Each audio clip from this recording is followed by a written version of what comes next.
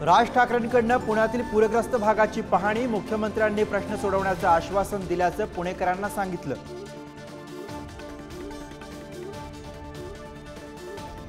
पुण्यातील खडकवासला धरणातून पाण्याचा विसर्ग, मुठा नदीकाठच्या 400 ते 500 जणांचं स्थलांतर, एकता नगरमध्ये पुन्हा पाणी शिरलं।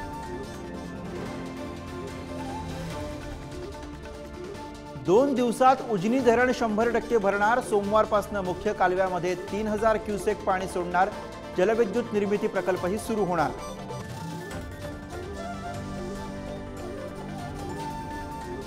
मुंबई, ठाणे, पालघर आणि रायगड जिल्ह्याला ऑरेंज अलर्ट, साताऱ्याला रेड अलर्ट, मुंबई आणि उपनगरामध्ये जोरदार पाऊस।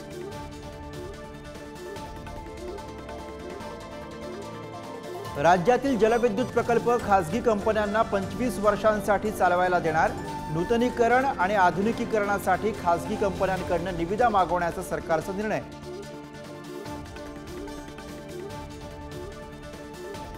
पंतप्रधान नरेंद्र मोदी जगातील नेत्यांमध्ये सर्वाधिक लोकप्रिय, 69% रेटिंगसह जो बायडन आणि स्टारमर यांनाही टाकलं मागे।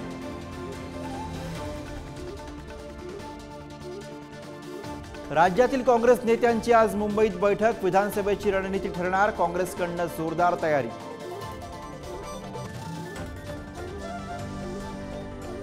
शरद पवार आणि अजित पवार दोन्ही नेते आज बारामती दौऱ्यावर, विधानसभा निवडणुकीपूर्वीच्या दौऱ्याच्या टायमिंगची चर्चा।